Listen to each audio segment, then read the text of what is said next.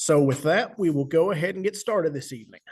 So at our last class, we were talking about pest control of fruit trees, and tonight we're going to be talking about pruning our fruit trees.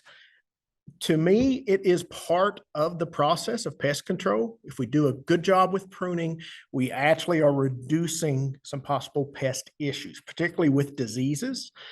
We have the ability to open up our trees and allow for better airflow and sunlight penetration. That reduces leaf wetness and periods of wetness, which directly can reduce some disease problems.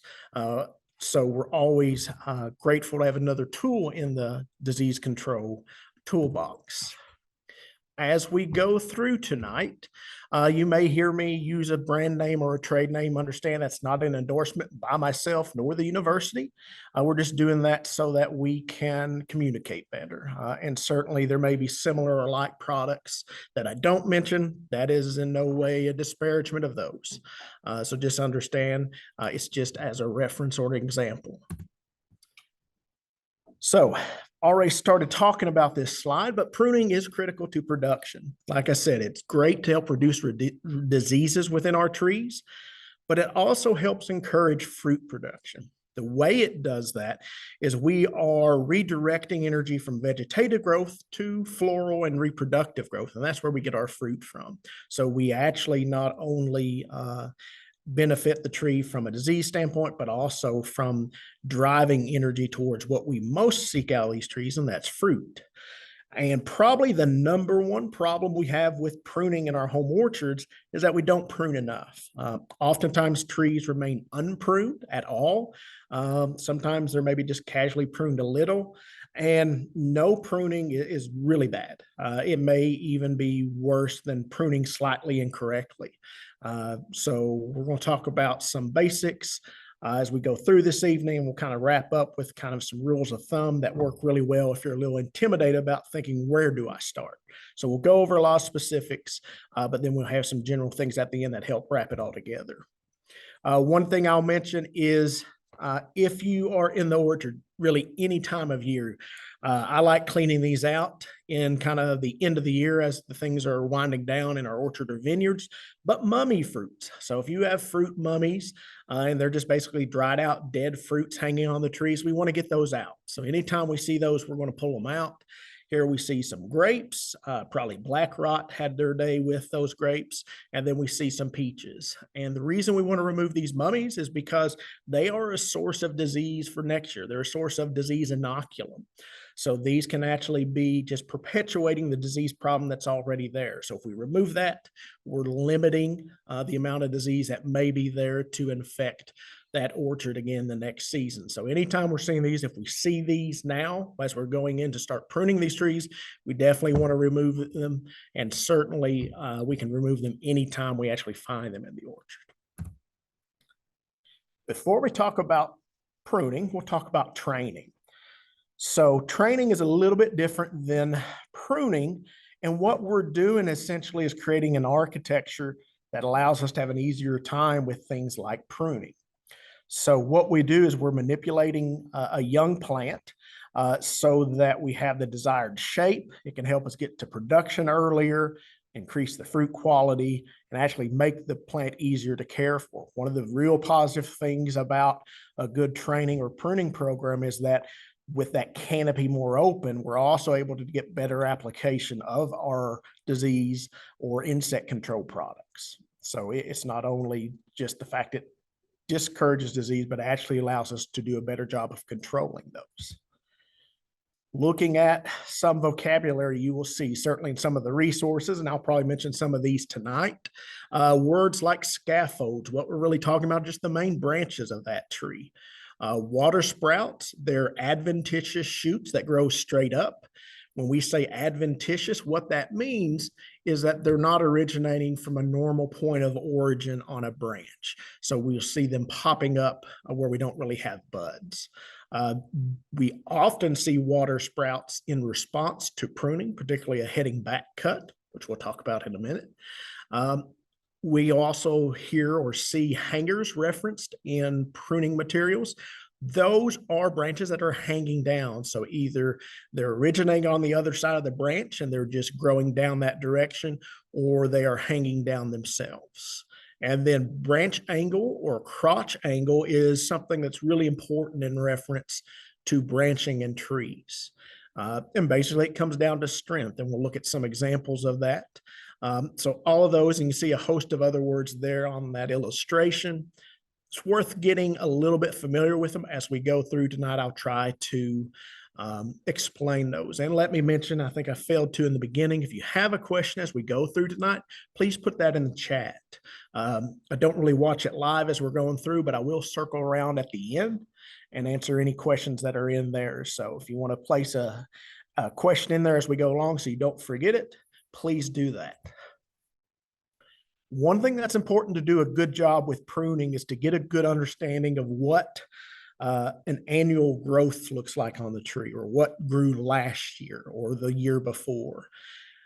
The easy way to identify this is to look for a group of stacked rings or ridges. So here we actually have a cherry tree limb, and you can see the arrow pointing there. You see the kind of stacked rings, kind of looks like a stack of coins almost.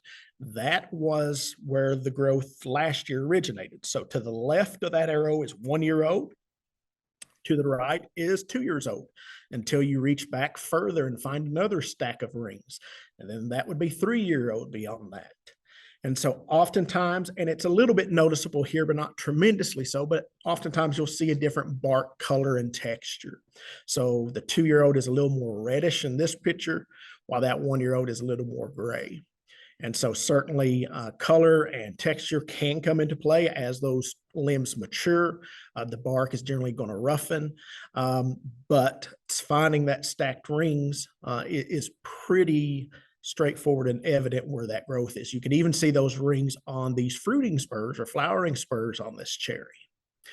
And so the reason we want to find this is sometimes we do want to remove all of last year's growth, or sometimes we want to make sure we're not removing all last year's growth. So knowing where that is important. That also gives us a way to gauge how well our trees are doing. If we're getting 24 inches of growth on a peach tree, we know that they're doing great. On an apple, probably see a little bit less, maybe 18 inches, 15 inches. We're probably having a very happy apple tree. So understanding where growth begins and ends with a season is useful for us in evaluating trees. Apples and pears will mostly flower on short twigs called spurs. And so this is important. We don't want to go into these trees and start trimming out any small little branch we find, because we're very likely removing our fruiting spurs. And of course, this is generally and mostly true, but there's always that exception. So there actually are varieties that are more tip bearing or partial tip bearing, meaning they flower at the ends of the branches rather than on spurs. So some of the varieties that we find this in is Fuji, Granny Smith, and Empire are all strong tip bearers. There's some partial tip bearers such as Pink Lady, Northern Spy, and Shamrock.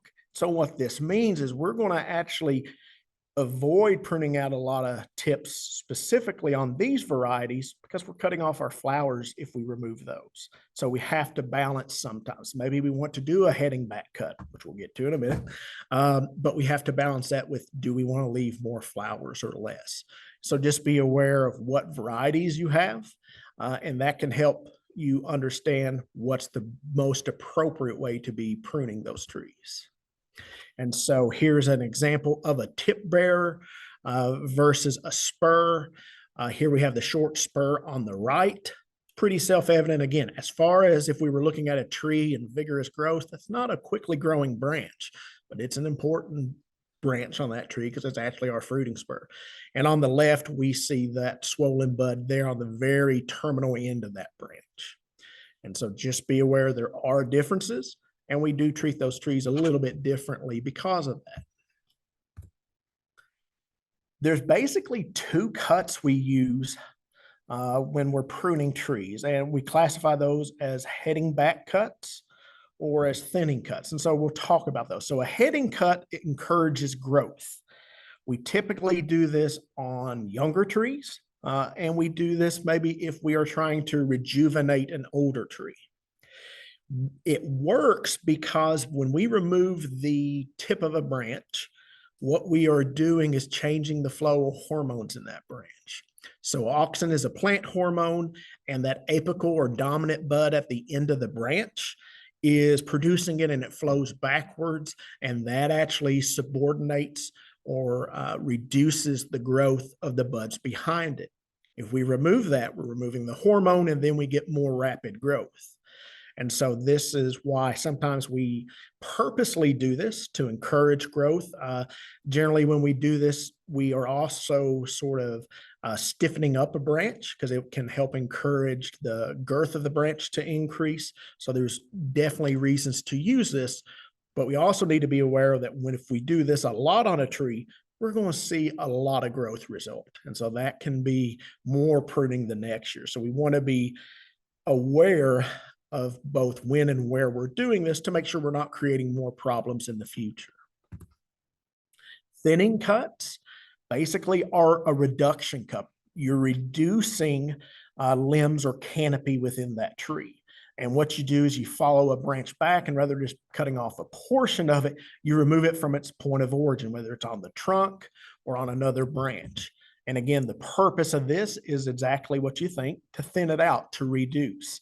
So lots of times we were doing this to open up a tree, and because we're removing a branch at its origin, we're not affecting the auxin flow within the tree on that branch. So we don't get a ton of new growth, which is again important because we don't always want more growth. Sometimes we are trying to thin out, open things up, and the last thing we want to do is encourage new branches. So definitely useful. You do use it sometimes on young trees.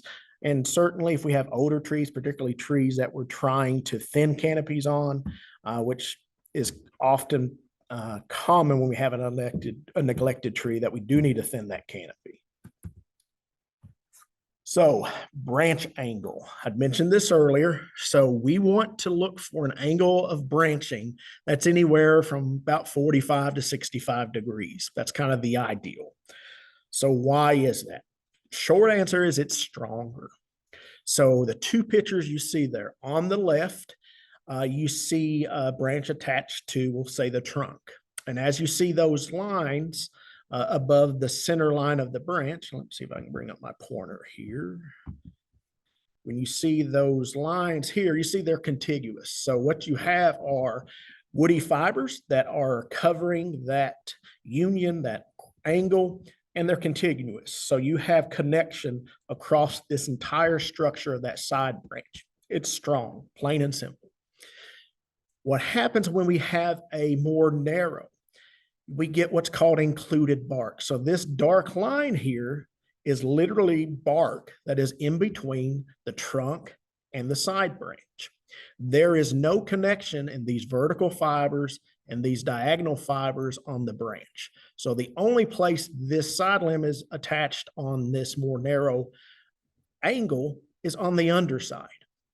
So basically you got half the structure holding up that limb compared to the wider angle. So what happens when we get snow on a tree, we get an excessively heavy fruit load because we had a crop get killed by a late frost. We start seeing these branches that are weaker split out. This is exactly why Bradford and Callery pears split apart so much. If you look at the trees, they have very tight or narrow branch angles. And when a branch is very young, we can do some training to discourage this, but sometimes the best answer is just to remove a branch that started off wrong. So this is something that we deal with the first year that branch is there, and it's not something we try to work with later because it's really, there's not a corrective measure other than remove it if it's not a very young limb that we can actually do some physical training to it to cause it to open up wider. So this is important for the longevity of the tree. And it is something that we can deal with by removing poorly angled branches, or again, when they're very young, training them. Another thing I always want to mention is we are not using any sort of coatings or paints on any pruning cuts or wounds that happen to woody plants. All the research now will tell you that it does not in any way enhance the healing. It does exactly the opposite. So if we're trying to seal a wound, we're actually causing a problem rather than solving one. And so once upon a time, it was recommended, and certainly you could purchase materials, but there is no area, even in, ornamental plants, that we would recommend any sort of wound covering. So don't worry about doing that. The other thing to understand is we have a couple different approaches to pruning trees. First off, we have different families of plants that we're growing. So our stone fruits, that's all our peaches and plums and cherries and others that we probably shouldn't be growing here, like apricots and almonds and things like that. Those are pruned to an open center tree. We'll talk about what that means. But our apples and pears, we kind of got two options. We have the central leader or the multi-leader. I think the central leader for most homeowners is a better option. I think it's easier to do a good job with. When you start getting into multi-leader trees, I think it's more of a challenge to do a good job, particularly with spray programs. I think it's harder to keep that open and do a good job with that. So I'm going to primarily be talking about central leader trees tonight. Doesn't mean you couldn't do a multiple leader tree. Certainly you could, but I'll be focusing on the central leader tonight. There are always some exceptions to these generalities.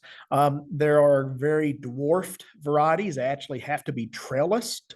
And with fruit trees, when we're talking about dwarfing or semi-dwarf or standard or full size, we're really talking about what rootstock that tree is on, because that's really going to determine the mature size of a tree.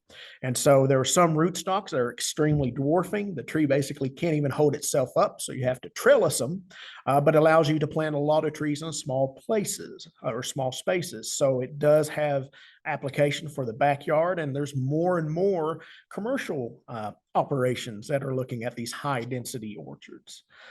And certainly sometimes when we have fully mature trees that we're trying to rehabilitate, you're not necessarily going to be able to stick closely to any specific form. Sometimes you just deal with what you have. So that's another scenario to consider. So what about a peach tree? So let's say we've got a new peach, and really we can say any stone fruit that we're going to prune at planting. Truthfully, peaches are hard to grow in our area. They are not recommended for novice growers. Even experienced growers, if they're getting 2 good peach crops out of 10 years, they're probably doing pretty good. It's a challenging fruit to grow. That being said, if you're planting one, what we want to do, and there you see on the left, that newly planted tree that we purchased, the first thing you want to do is cut everything off. And I know this is hard to get people to do. The reason we want to do this is because the growth that is on these young trees coming from these nurseries, one, very often you're going to find broken branches. So those need to be removed no matter what. But generally speaking, these are not the architecture that you want. They don't have the spacing, the arrangement. They may not have the branch angle. So because of that, we're going to start over. And so this is what's done at a commercial level too. So I assure you, I know it seems radical or dramatic, but basically we're going to cut it back to where it's just a stick. Generally speaking, with stone fruits, we're talking about leaving or having our first branches starting anywhere from 18 to 24 inches off the ground, because they kind of grow up and out at the same time. So what we would do is maybe 8 inches above the highest scaffold branch, and we're looking for anywhere from 3 to 5 scaffold branches. 3 to 5 is not better than 3 in any case. So generally we kind of figure out, okay, where is our 24 inches? Count up maybe, 7 or 8 buds above that, and then top that stick that we left. What we do then is, as those branches grow out, and we can make a slight stub. So let's say we've got some branches that we like the height they're at. We kind of like the placement as far as radial arrangement around the trunk. we can actually leave a slight stub. Now, ordinarily, when we prune things, we never leave stubs because stubs don't heal over. But there is a time and a place for it, and this is one of those. So the reason we do that is this is also sometimes referred to as a Dutch cut. And basically, again, it's not a big amount of stem we're leaving there, but we leave enough so that it encourages a bud to pop out on that branch. When we do this, we have a really good branch angle because it's very young. It's going to heal over well. And so sometimes we will actually do this when we have a branch that's pretty much to our liking on that peach tree. But the problem is if we left one branch there growing, that's going to try to take over as the central leader, which is not what we want with a stone fruit tree. So we do a Dutch cut instead, and that can allow us to more or less maintain that branch that we had where we liked it. If you don't have a branch you like, that's okay, because there's going to be buds that are going to start growing, and you'll be able to select from those to establish those main branches or scaffolds. So if we're talking about apples and pears, very similarly, we more or less do the same thing, a little bit higher up, because we are looking at having our branches start up a little higher. Now, if an individual wants to have the bottom branches higher than, 30 to 32 inches, you can. There's nothing that says you couldn't have a higher tree, but generally 30 to 32 inches is about where we're at, which on a lot of people is near waist height. So you often sometimes see in publications talking about topping that newly planted tree at the waist. And again, you're removing any branches that exist. What we find in that bottom picture is depicted is we cut it back. The top several buds oftentimes grow very vigorously. Typically, what we want to do is pick the top one and then remove those others two. Some people will even go ahead and rub those two out when they make that heading cut on this sapling. And so they do that. And the reason they do that is those top buds end up forming very tight angles. And oftentimes they're close together. So we want to spread those out some. So you see there where you top it, you see the resulting growth, and then you actually thin that so you don't have those weak branches growing. You have your central leader there on the upper portion, and then you have a scaffold branch there coming from the side. So we'll look at some of this again in just a moment. There are some things we can do sometimes if we have an area of a tree that's just not wanting to produce a branch. We can do some bud notching. And what we do is we actually cut a notch through the bark and into the wood below it above the bud that we want to grow. What this does, again, is it interrupts the flow of oxygen because we're basically cutting that capillary system, the piping, so to speak, and it prevents the flow of oxygen reaching that bud. So again, we can notch slightly, and that can encourage a bud that's dormant to grow vigorously. You can also notch below a shoot to weaken it. We don't do that much, but that's something that you might find a scenario to do. I talked about training branches when they're young, trying to correct an angle that is too narrow. We can do that really easy with very small shoots, even using clothespins. As depicted in this picture, we can start opening up that branch angle and actually take a angle that wasn't suitable and turn it to one that is. You can also do things such as placing a tooth pith, actually using the sharp ends to poke into the bark of both the small branch as well as the main trunk and wedge it open that way. We do this when these are very young, soft, supple, and we can manipulate their growth. So we're talking about, basically the month of May, second half of it, and we're going to remove those after a couple of months. Either they will have done the job or they won't. So again, as that material becomes more woody, we have less ability to influence this. We can also use spreaders for more mature situations. You can buy plastic ones. You can make ones with like a 1x2 board and actually physically spread out branches. This can help if we've got good branch angles, but we start seeing growth going more straight up. So it can help us reduce that angle of growth and open the tree up more. I have seen examples where you can place weights on a branch and do a very similar process where the weight will hold it down. So that's another possibility.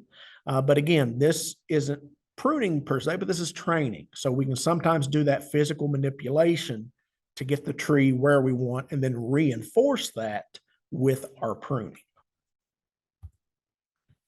So when do we want to do our pruning? The primary season is basically now. Anytime from now until bloom. And there's a few additional times. So we can do summer pruning, especially if we're looking at thinning. So actually going in and thinning out growth in June is acceptable. And again, we're probably going to want to look at avoiding a lot of heading back cuts and focus on thinning, but it's perfectly acceptable to do some summer pruning. The other thing to keep in mind is that when we prune, we are encouraging that tree to break dormancy. So one of the physiological responses, basically they want to start growing. So as a rule of thumb, we prune the hardiest fruit trees in our orchard first, and those least hardy last. And so basically in our area, we're going to start with apples, pears, then move to plums, then peaches, Asian plums, and cherries. We can and probably should sometimes wait to prune peaches until they're actually in bloom, so we can see what sort of floral load we have there. Because peaches can oftentimes get some winter kill on those blossoms, sometimes we want to preserve as many as possible to try to get a crop. So that would mean there are scenarios where we do delay our pruning just so we don't cut off the 10% that we needed left on there to get a decent crop. So certainly we can adjust this. And because, again, of hardiness, we start with our oldest trees first. The oldest trees are very hardy, and the younger trees are less hardy within a given crop. So again, and it's not that we have to get this done February 1st. There is nothing wrong with doing this into March in our area. So if we've got chilly weather happening or windy, wet days, don't think you have to be out there in February. You can wait. So it's not a scenario where if we don't get it done in the month of February, it's also one of those things, if we had a beautiful day in January, which we've had in the past couple of weeks, if you went out there and did some pruning, especially on our very hardy things like older apple trees, probably not going to hurt anything. And a lot of commercial orchards will start fairly early in the year, just given the size of task they have to do. So understand, basically, before bloom is our primary time, with a few exceptions for summer pruning with thinning and maybe delaying on peaches, given that we sometimes have a poor survival of the blossoms. And so we do want to encourage fruiting as much as possible. When we talk about pruning tools, they don't have to be anything uncommon to gardeners. So certainly hand pruners and hand saws are good. When we're establishing younger trees and we're starting from a blank slate, so to speak, we can probably do virtually all our pruning for the next several years using just hand cutters. We don't actually need the big loppers. Certainly if we're talking about renovating trees or rehabilitating those, looking at things that do have more leverage to us. So hand pruners are great, and we're going to use them on all trees. I don't love loppers on trees only because it becomes a aerobatic, let's see here. Yeah, it's kind of a contortionist problem on how you get into some branches if you're using long-handled loppers. That being said, they give you a lot of leverage. So particularly if you might not have the strongest grip, loppers can really make some pruning a lot easier. Just understand sometimes wiggling around in the tree, trying to get the loppers to line up where you need them to make the cut can be challenging. So most of the time I'll go with a handsaw over loppers if I don't think the hand pruners will do it, just because there's less tool to make fit into the space. The other thing I'll encourage folks to do is look at using goggles or safety glasses and even a hat. We are talking about, getting around trees that have a lot of pokey branches. So it's never a bad idea to make sure that you have some protection going for you, because it's not uncommon at all. You'll poke yourself in the face because you're focused on the one branch you're trying to remove and not seeing that one that's going to say hello to you. So just think about that as you do this so that you can be as safe as possible. Certainly, there are options for power tools, especially with the battery operated reciprocating saws and things like that. You can buy pruning blades for a lot of those tools. But for a lot of people, they're going to do a better job, I think, with hand tools. Again, most of our pruning, we're wanting to be doing this to younger, smaller branches. We don't let things grow big before we remove them. We figure out the architecture of that tree, and we try to do it as early as possible. So we don't necessarily need large power tools to accomplish this if we do a good job with it. Certainly, they can have their place, but I find that hand tools work very well. So understanding how to make a proper cut is critical. So what we do is whenever we are cutting, we leave behind a bud that directs the growth. So what do I mean by that? So in this slide set here, every single one of these branches, when it starts growing, is going to go towards the right. If that is back towards the interior of the tree, we picked the wrong bud to leave. So we actually look at the buds on a tree, and 9 times, probably more than 9 times, probably 99 times out of 100, we're picking the one that's going to direct the growth outward away from the tree. We don't want to create dense canopies. We want to create open areas within the tree. And one of the best ways to do that is to direct the growth just by leaving that bud, because that bud is going to become the dominant bud. It's going to be the one that's most vigorous in its growth. And so we want that to go the direction we want.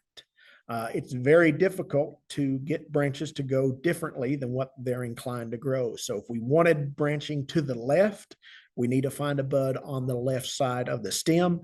And that's not difficult. You'll find arrangement of the buds on both or all sides of limbs. And so you may be a little bit higher or a little bit lower than you first thought, but you can select a bud that's going to direct growth the direction you want. When we cut it, we want to leave a little bit of material above the bud, and we like to cut it at a slant. So there on the end, you see the correct cut, about a 45-degree angle, about a 1/4 inch above that bud that we're leaving. When we leave a whole lot more, sometimes that can be a problem where we don't get a good growth to cover the entire stub we left. So now we're left with a stub, which basically creates an open wound on the plant. If we cut too close, we may end up killing the bud. If we're cutting at too steep of an angle, that can just create, a physically larger surface area of a wound. So it's harder for the tree to cover it. And then rough cuts, kind of the same thing. They don't heal over well. And so because of that, it just creates potential problems. You're not always going to be able to get the exact perfect cut. You may be, on a step ladder, you may be stretching, but do as best you can to do that proper cut that you see depicted there on the end.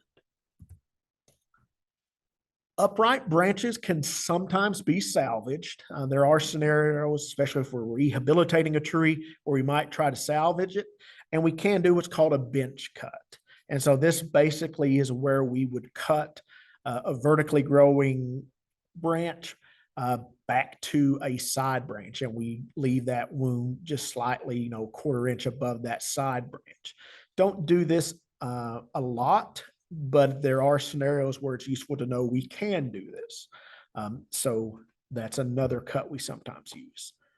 If we are cutting branches that are pretty much anything bigger than what we would use our hand pruners for, we're going to use a 3-step and 3-cut process to do that.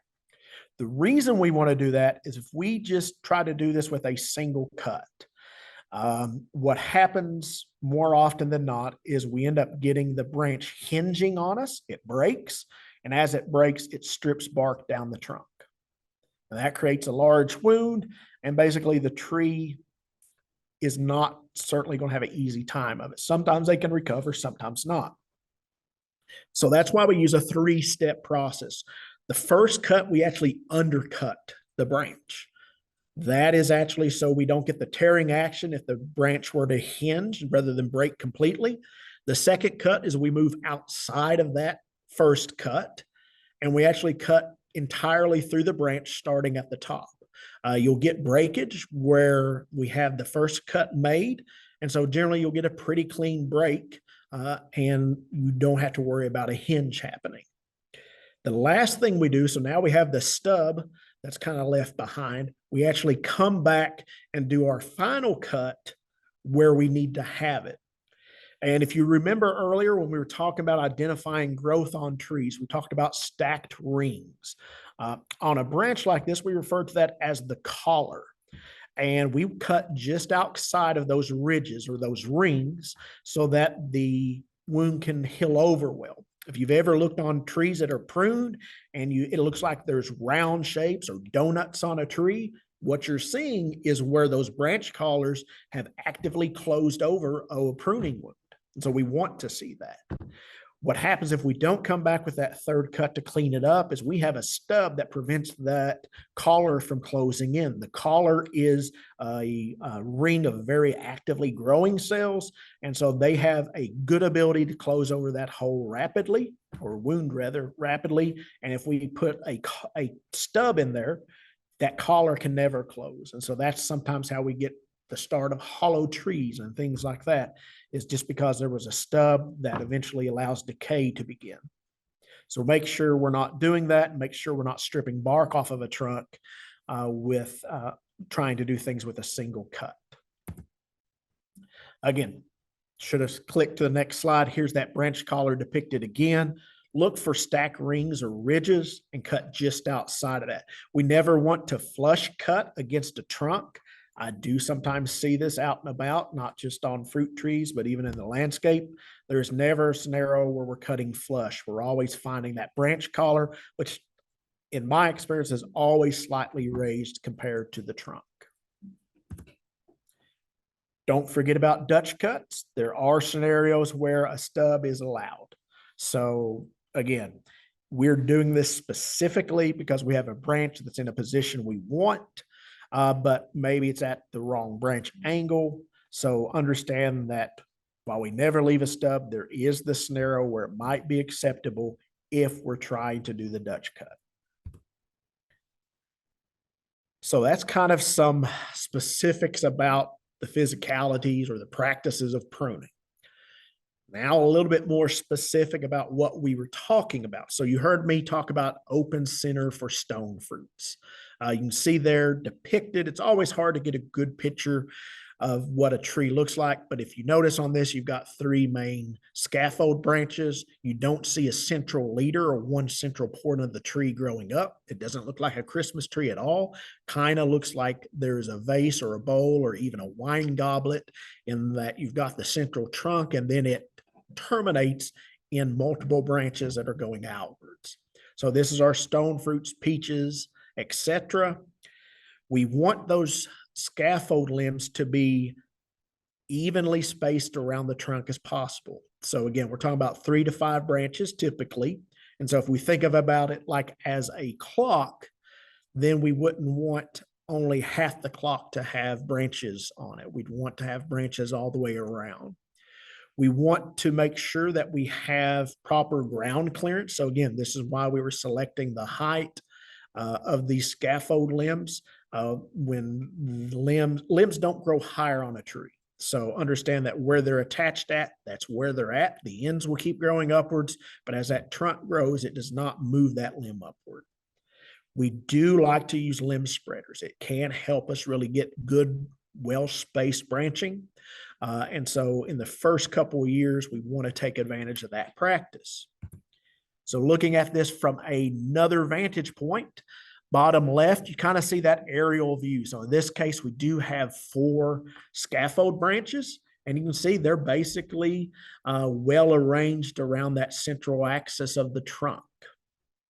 That's what we talk about when we're talking about even arrangement. If there were only 3 branches, perfectly fine. We would just have basically bushier branches possible. So those side branches might be a little expanded. If you look at the side view, you can clearly see there is no one branch that is clearly taller than everybody else. They're basically generally average, some a little bit taller, some a little bit shorter in height, but there's no single central leader. So that's what we're talking about when we say there is not a central leader. You can see again in the upper left-hand corner where they plant a tree and again, they cut it back. In this instance, they didn't completely remove the side branches. That is an option. If you have branches that are good and at a good angle, that's rare. Generally, you're going to be better off to start back with that blank slate. But there is the option there if you have good branching on there already. We do want to look at possibly pruning some that first summer because we're going to have buds popping that are in completely the wrong place. So going in, pruning out some of those. If we have something that's trying to become a central leader, growing very vigorously, either subordinate it back. So that means cut it off some, cut it back, or completely remove it. So there's nothing wrong with coming in that first June and doing that, cleaning it up some.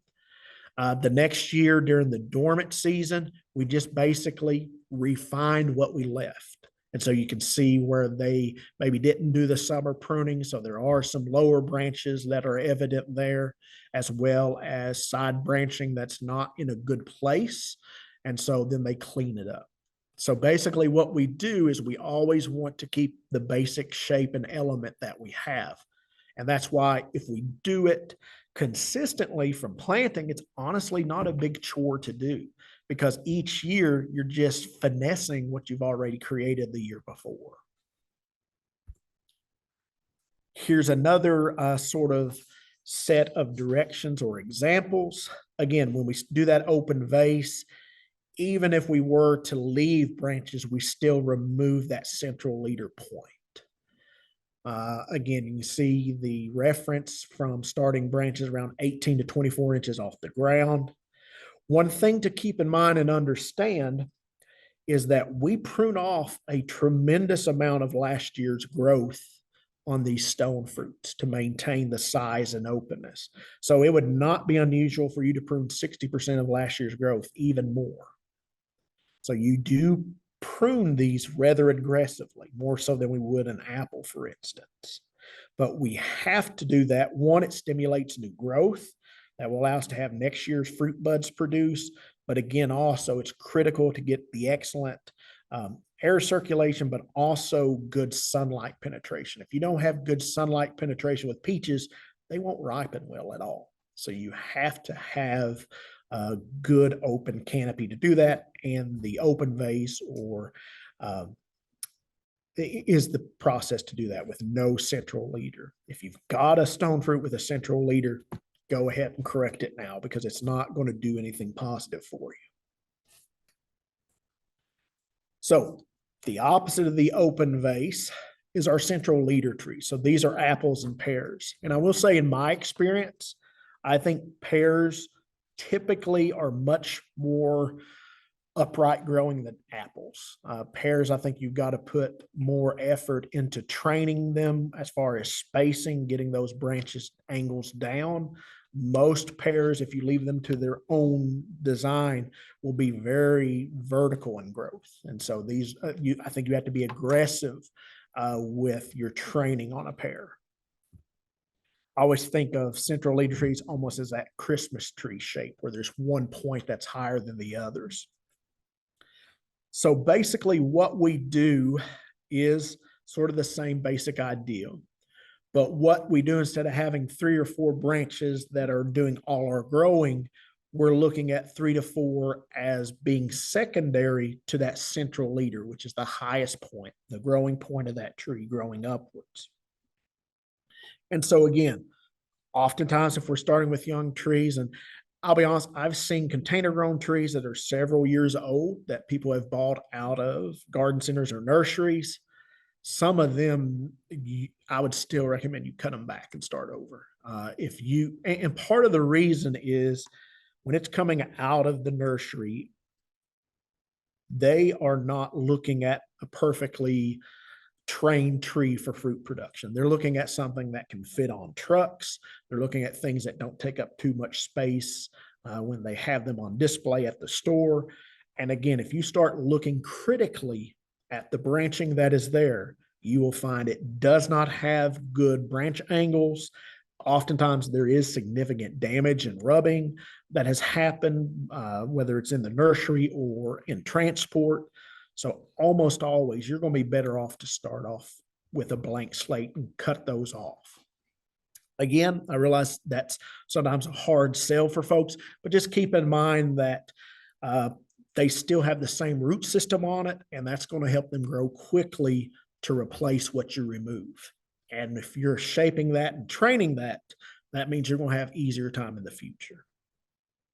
Again, be aware if you have fruiting spurs or a tip bearing cultivar, so that you don't inadvertently keep cutting off all your flowers. So if you have an apple tree, for instance, that never flowers for you and you've been pruning it regularly, you may have a tip bearer and you've been cutting those off, or maybe you were cutting off those puny, weak little branches that are actually your fruiting spurs.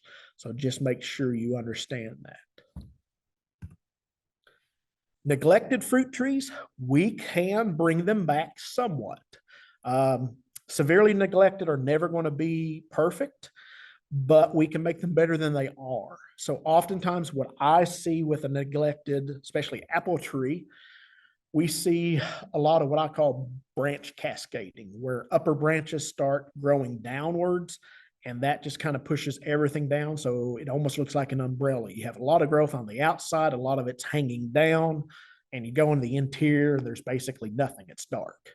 And that's because the lack of sunlight doesn't encourage interior growth. And so lots of times you're doing a lot of removal to start getting these to somewhere decent. And so it's not necessarily pruning out a ton of large things. In fact, I'd say limit yourself on that, but look at removing smaller things. And again, thinning cuts, not heading back, because most of the time with neglected trees, we've got to get rid of material, not encourage new growth. It is going to be a several process. You don't just do it once. This isn't where we do one pruning and it's corrected. I would say generally with apple trees and pears, we're probably looking at removing no more than 25% of the canopy at a time. And when you have a severely overgrown tree, that's going to take a few years to get it where it needs to be. But if you come in and do more dramatic pruning, you basically encourage more growth. And so the next year you have not only what you didn't remove the first year, but even more. So it's always a good idea to be slow and steady with this and not try to do too much at once. And generally speaking, you're going to be removing more in the upper canopy than the lower part of the tree because of how they've grown on each other. So it is something that's special. If we have a standard size apple tree that we're talking about, for instance, you may have a difficult time getting up in that upper canopy. So you may have to reach as best you can with a pole pruner or even, a ladder, but obviously use caution if you're getting up in the air and working on these trees. But again, slow and steady. So that was a fire hose of information, and I realize that. So one, you're going to have a ton of resources to look at, but also we can simplify it a little bit. So when you walk up to the tree and you think, what in the world do I need to do? I sort of go through this list in my head. First thing, if you don't know where to start, look and see, are there dead limbs? If there are, remove them, cut them out. Do you see diseased wood? And we'll have a couple of examples in a minute. If you see any diseased wood, cut that out. Do you see damaged limbs? So a broken limb, limbs that are rubbing each other, things like that, cut those out. Water sprouts, those straight up and down growing branches, and even root suckers, I would add to that as well. Sometimes we will get suckers off the root system, cut those out. If you have limbs growing down or limbs originating on the underside of limbs, cut those off. And then if you have crowded limbs where they're growing across each other, if they're growing backwards into the tree instead of outwards, remove all those. If you do nothing but what's on this list, you will be already headed well in the right direction because you're correcting some major problems just by going down this list. And a lot of this right here is not really subjective. Truthfully, if you take a tree and had 20 people that know about pruning, prune it, you'd probably get a tree that looked about 20 different ways. And they'd probably all be right. It's not that pruning is an exact science. There absolutely is interpretation and differences between two people. And so one of the big thing is just kind of keep some of the rules of thumb in mind. Understand that if you do a heading back cut, you're going to encourage growth. If you're trying to remove growth, stick to thinning cuts. Look at going down this list and using it to sort of make those first decisions. Sometimes once you start getting some of this stuff out of the way, it's more evident what needs to happen next. So that's why I like going through this list, is it kind of lets me get started somewhere. And then I can look at the bigger picture once I can actually see what's happening. So again, if it's a tree that is neglected, it's going to take some time to correct, but you can do it. If you're starting with a young tree, you're going to be you're going to have a much easier time with the process, because that young tree, you can create that architecture with training, and you can look at creating basically an easier job down the road because of that training. So I was talking about diseased materials. So one thing we find commonly in apples and pears, if they're not resistant, is fire blight. So fire blight is an infection, it's bacterial that actually starts in the nectary of the flowers. So we typically see the shepherds hooking or crooking on the right picture with the leaves attached and dead. So that's a dead giveaway. Even this time of year, we can sometimes find maybe not the leaves still attached, but we see that curved, darkened material. If you look at the center picture, you see what's referred to as a canker. That's that discolored area there on the stem next to that blighted branch or bud area. I will say we don't have antibiotic sprays anymore. Those lost the label for homeowners, so we don't worry actually about spraying that during bloom. Typically for homeowners, we don't worry about this, and we solve it with pruning. So this is actually a disease that our primary control method is pruning out the infections during the dormant season. And so this is one just to be aware of. If you see something that doesn't look right, on most trees, we're better off to remove it rather than leave something that might be diseased.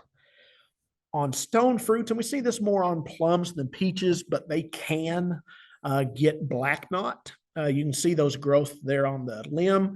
They will actually end up completely encircling a limb and killing it. The tree there on the right is heavily infested. So the basic requirement is to cut out any of those knots that you are seeing, and then use a spray to help control the disease. Spraying alone will not solve this problem. If those knots are present, you will have it. I don't care how much you spray, but the two combined can give you good control. Hopefully you find it before it's advanced like that. This is something we can see often in the general landscape on ornamental plums. So this is not just our fruit trees, but even our ornamental trees that can be affected by this. So both of those are two things to keep an eye out for. So I mentioned resources. You'll be getting this by email, but there is a tiny URL that will get you to a PDF. It's a big giant list of resources. So take advantage of that. There's some very good videos on there from YouTube that I like that go a little more in depth, particularly with training young, newly planted trees. So take a look at those. Some of them are fairly old, but the material in them is excellent. So take advantage of that. If you want to go deeper with that, as always, feel free to reach out to me with questions. If you're in the Washington County area, I'm happy to come out and get you started. No, I won't prune your tree for you, but I can help you get started on that task. And I'm happy to do that because it is sometimes hard to go from reference material to looking at something outside and knowing where to begin. But again, that list of where to start is a good starting point, and sometimes that can get the ball rolling and get you where you need to go. With that, I will pause for questions.